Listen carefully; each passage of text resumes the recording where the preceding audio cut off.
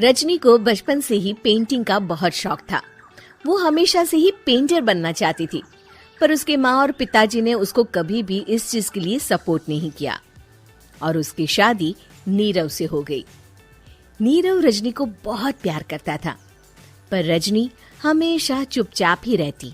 वो इस शादी से खुश नहीं थी। वो ये शादी नहीं करना चाहती थी। उसे तो हमेशा से पेंटर जो बनना था। अपने इस सपने को वो नहीं पूरा कर पाई, इसलिए वो हमेशा उदास रहती थी। रजनी, बहुत ही बढ़िया फिल्म लगी है, कल देखने चले? नहीं जी, कल मुझे बहुत काम है, मैं नहीं जा पाऊंगी। अच्छा तो कोई बात नहीं, संडे को चलते हैं। देखिए, मुझे फिल्म देखना पसंद नहीं है। आपको जाना है तो चले जाइए। नीरव को मना करके रजनी वहाँ से चली जाती है और अपने बैग को खोलकर उसमें बंद पड़े ब्रश और कलर्स को देखकर रोने लगती है। रजनी, चलो ना कहीं बाहर खाने चलते हैं, कुछ तुम्हारी पसंद का। जी, मुझे नहीं जाना, मेरी तबीयत ठीक नहीं है। रजनी वहाँ से चली जाती है। नीरव को समझ नहीं आता कि रजनी उससे इतना दूर क्यों रहती है। वो जब भी उसके साथ वक्त बिताना चाहता है, रजनी कोई ना कोई बहाना बना देती है। एक दिन घर पर कोई नहीं था। रजनी घर का सारा काम जल्दी से खत्म कर लेती है। घर पर अकेले होने के कारण वो सोचती है कि वो आज पेंटिंग करेगी। वो अपने कमरे में जाकर पेंट ब्रशेस और कलर्स निकालकर जैसे ही कलर मिक्स कर रही होती है कि दरवाजे पर बेल बज जाती है। अब कौन आ गया इस वक्त? इतनी मुश्किल से तो मुझे पेंट करने का मौका मिला है। रजनी दरवाजा खोलती है तो उसकी सास अपनी सहेलियों के साथ खड़ी होती है और सब घर के अंदर आ जाते हैं। अरे बहू, सबको शरबत बनाकर पिला दे, बाहर तो बड़ी गर्मी है। उफ। जी। रजनी पेंट ना कर पाने से उदास हो जाती है। उसे गुस्सा भी आ रहा होता है कि उसने इस शादी के लिए हाँ क्यों कह दी। वो रसोई में जा रही होती है कि उसकी सास उसे रोकती है। बहू, सबके खाने का भी इंतजाम कर लेना, आज का लंच तो ये सब यहीं करेगी। हाँ। रजनी बिना कुछ कहे रसोई में चली जाती है। सबके लिए खाना बनाती है।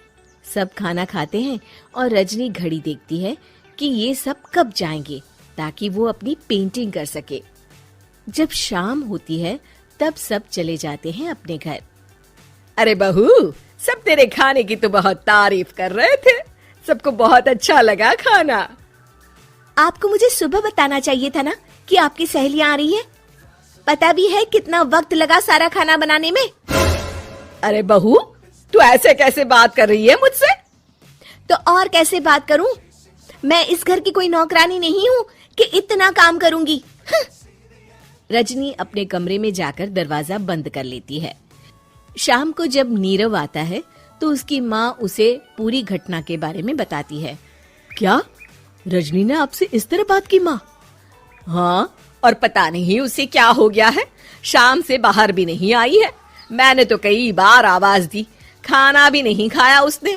तू ही बात करके देख ले बेटा। नीरव अपने कमरे का दरवाजा खटखटाता है। रजनी, दरवाजा खोलो, मैं हूँ। रजनी दरवाजा खोलती है और फिर वापस जाकर अपने बिस्तर पर लेट जाती है। रजनी, माँ से बात करने का ये क्या तरीका है? मैंने कोई गलत बात नहीं की है। अरे तुम क्यों ऐसे बर्ताव कर रही हो सबके साथ? क्या तुम इस शादी से खुश नहीं हो? रजनी कुछ नहीं बोलती। अरे बताओ मुझे रजनी, क्या ये शादी तुम्हारी मर्जी के खिलाफ हुई है? हाँ, मैं ये शादी कभी नहीं करना चाहती थी। तुमसे क्या, मैं किसी से भी शादी नहीं करना चाहती थी। रजनी रोने लगती है। चुप हो जाओ रजनी, बताओ मुझे, तुम क्यों नहीं करना चाहती थी शादी? रजनी बेड के नीचे से अपने पेंटिंग्स, कलर्स, ब्रश, पेपर्स निकालती है। इतने में उसकी सास भी कमरे में आ जाती है। ये देख रहे हो, ये थे मेरे सपने।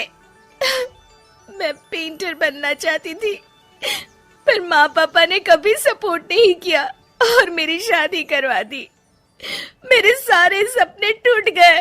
हर वक्त बस गुस्सा आता रहता है मुझे। मैं जानती हूँ कि आप लोगों की इसमें कोई गलती नहीं है, पर मैं क्या करूं, मुझे समझ में नहीं आता।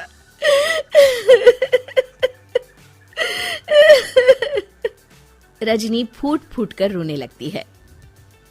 मुझे माफ कर दीजिए, आप दोनों के साथ मैं बहुत बुरा बर्ताव कर रही हूँ। अरे रजनी बेटा चुप हो जाओ तुम। नीरव पानी लेकर आता है। ये लो पानी पियो और शांत हो जाओ। रजनी पानी पीती है और उसकी सास पेंटिंग्स देख रही होती है। अरे नीरव, हमें तो पता ही नहीं था कि हमारी बहू कलाकार है। अरे कितनी अच्छी पेंटिंग्स बनाई है, देखो तो। ये वाली तो मैं अपने कमरे में ले जाऊंगी। आपको ये पेंटिंग्स अच्छी लगी? अच्छी नहीं, बहुत अच्छी लगी।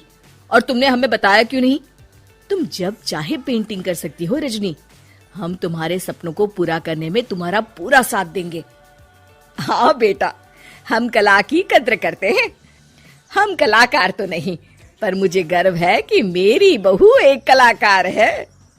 रजनी, नीरव और सास तीनों